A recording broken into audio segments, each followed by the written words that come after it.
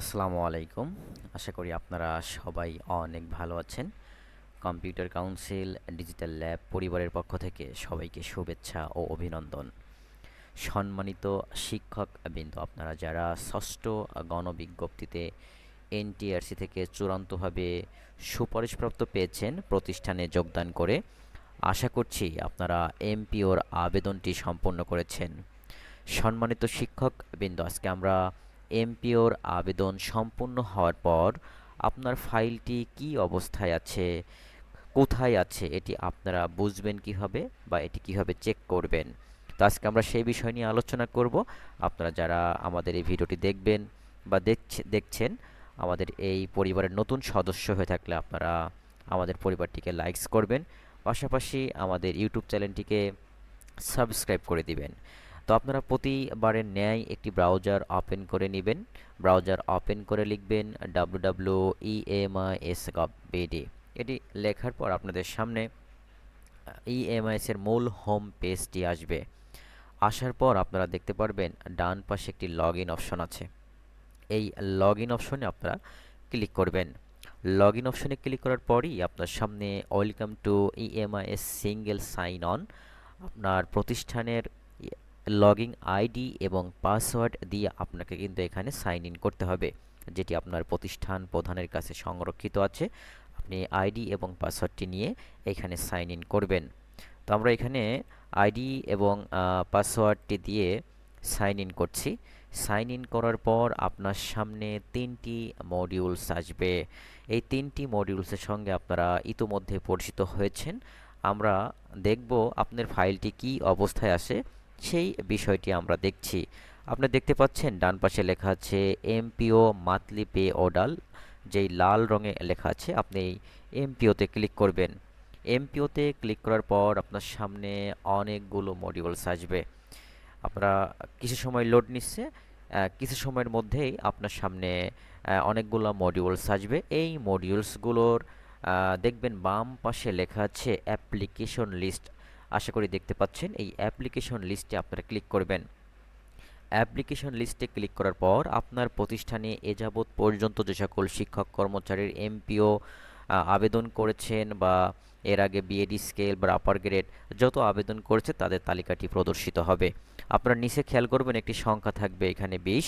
আপনি এখান থেকে সর্বোচ্চ এই তীর আইকনে ক্লিক করে এখান থেকে সর্বোচ্চ যেই সংখ্যাটি দেওয়া থাকবে সেটি সিলেক্ট করে দিবেন। তাহলে আপনার প্রতিষ্ঠানে পুরো তথ্যটি আপনি দেখতে পারবেন। এখানে খেয়াল করুন, আপনি সবার নিচের দিকে চলে যাবেন যারা নতুন আবেদন করেছেন। আমার প্রতিষ্ঠানে আমি 3 জনকে পাঠিয়েছি, এর মধ্যে 2 জন আপার গ্রেড, একজন নতুন এমপিও। দেখতে পাচ্ছেন এইখানে আপনাদের প্রধান কাজ থাকবে দুইটি বিষয় খেয়াল করা, একটা প্রেরকের ঘর, একটি অনুমোদনের অবস্থা। এই দুইটি ঘর আপনারা খেয়াল করবেন। এখানে খেয়াল করুন প্রতিষ্ঠান প্রধান, এটি কিন্তু আপনার তথ্যটি অ্যাপ্লিকেশনটি আপনি যখন এইচআরএম এর রেজিস্ট্রেশন করেছেন, প্রতিষ্ঠান প্রধানটি ওটি অ্যাপ্রুভ করার পর প্রতিষ্ঠান প্রধান কিন্তু আপনার আবেদনটি গ্রহণ করে ইএমআইএস এ কিন্তু এমপিও আবেদন করেছেন। করার পর প্রতিষ্ঠান প্রধান যখন এটি সেন্ড করবেন, সাবমিট অ্যান্ড সাকসেসফুল করবেন, তখন কিন্তু এটি দাখিলকৃত অবস্থায় থাকবেন। এখানে কিন্তু লেখা আছে হেডমাস্টার, এবং এই দাখিলকৃত অর্থাৎ বোঝায় এখন উপজেলায় ফাইলটি রয়েছে। উপজেলা মাধ্যমিক শিক্ষা অফিস এখনও কিন্তু এই ফাইলটি এখনও দেখেননি উনি। যখন দেখবেন তখন কিন্তু এটি আরেকটি বিষয় আপনারা দেখতে পারবেন। তো আমরা সেটি আপনাদেরকে দেখাবো যে কীভাবে বুঝবেন ফাইলটি কোথায় আছেন। আমি আপনাদের প্রথম থেকে বিষয়টি একেবারে ডেমো করে রেখেছি, আপনারা এখান থেকে খুব সহজেই দেখতে পারবেন। ফাইনাল সাবমিটের পর এমপিও আবেদন ফাইলের অবস্থান বোঝার উপায়। আপনারা প্রথমত আবেদনকারী একজন টিচার বা স্টাফ, একজন শিক্ষক বা কর্মচারী যখন এমপিও আবেদন করেন, সেক্ষেত্রে এমপিও ফাইলের অনুমোদনের অবস্থাটা কি।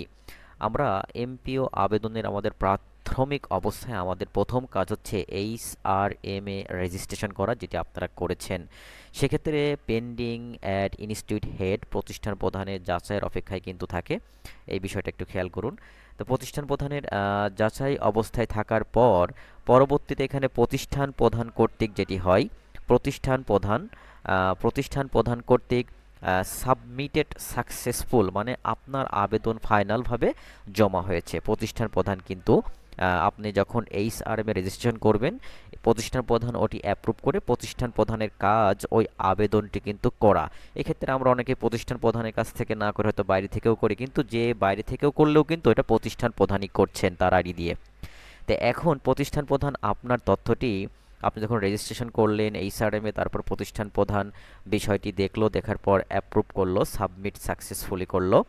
পরবর্তী প্রতিষ্ঠান প্রধান সেই তথ্যটি 1 থেকে 6টি ধাপ এমপিওর তথ্যগুলো পূরণ করবে, করার পর হেডমাস্টার এটি সাবমিট সাকসেসফুল করবে উপজেলা মাধ্যমিক শিক্ষা অফিসারের কাছে, এবং তখন কিন্তু লেখা থাকবে হেডমাস্টার দাখিলকৃত। আমি যেটি কিন্তু আপনাদেরকে একটু আগেই দেখাচ্ছিলাম, এখানে খেয়াল করুন, এখানে লেখা আছে হেডমাস্টার এবং লেখা আছে দাখিলকৃত, অর্থাৎ এখন এই ফাইলটি উপজেলা মাধ্যমিক শিক্ষা অফিসারের আইডিতে কিন্তু প্রেরণ করা হয়েছে। পরবর্তীতে একটু খেয়াল করুন, পরবর্তী যে বিষয়টি রয়েছে এখানে উপজেলা পর্যায়ে এখানে উপজেলা এডুকেশন অফিসার উপজেলা শিক্ষা অফিসে গিয়েছে যাচাইয়ের জন্য রিকমান্ডেটেড। সম্মানিত শিক্ষক বৃন্দ, আপনারা এখানে দেখতে পাচ্ছেন দাখিলকৃত লেখাটি রয়েছে, যখন মাধ্যমিক শিক্ষা অফিসার যখন এই বিষয়টি অ্যাপ্রুভ করবেন, যখন বিষয়টি দেখবেন, তখন এখানে রিকমান্ডেটেড লেখা থাকবে এবং এই হেডমাস্টারের জায়গায় লেখা থাকবে এই বিষয়টি যেটা আপনাদের আমি দেখাচ্ছিলাম, হেডমাস্টার গেলে থাকবে উপজেলা এডুকেশন অফিসার, অর্থাৎ উপজেলা মাধ্যমিক শিক্ষা অফিসারের ফাইলটি অফিসে গেছে যাচাইয়ের জন্য। পরবর্তীতে উপজেলা মাধ্যমিক শিক্ষা অফিসার আপনার ফাইলটি যাচাই করার পর এটি চলে যাবে জেলা পর্যায়ে, অর্থাৎ জেলা পর্যায়ে যখন যাবে তখন কিন্তু এইখানে হেডমাস্টার লেখার আছে, এরপরে উপজেলা এডুকেশন অফিসার, পরবর্তীতে এখানে পরিবর্তন হয়ে কিন্তু জেলা শিক্ষা অফিসারকে যখন যাবে তখন কিন্তু এখানে রিকমান্ডেড অবস্থায় থাকবে, এই দাখিলকৃত থাকবে না, এখানেও রিকমান্ডেটেড থাকবে। কিন্তু এইখানে আপনার প্রেরকের ঘর কিন্তু পরিবর্তন হবে এবং এই প্রেরকের ঘর থেকে আপনি বুঝতে পারবেন আপনার ফাইলটি কোথায় আছে। সেক্ষেত্রে এখানে যখন উপজেলা পর্যায় থেকে এটা সেন্ড করা হবে তখন ফরওয়ার্ডেড টু ডিস্ট্রিক্ট, এই ফরওয়ার্ডেড টু ডিস্ট্রিক্ট আপনারা এইখানে লেখা দেখতে পারবেন, যেখানে এখন হেডমাস্টার লেখা আছে তখন ফরওয়ার্ডেড টু ডিস্ট্রিক্ট, তার মানে এটা উপজেলা শিক্ষা অফিসারের কাছে আছে এবং এই দাখিলের জায়গায় লেখা থাকবে রিকমান্ডেটেড লেখা থাকবে।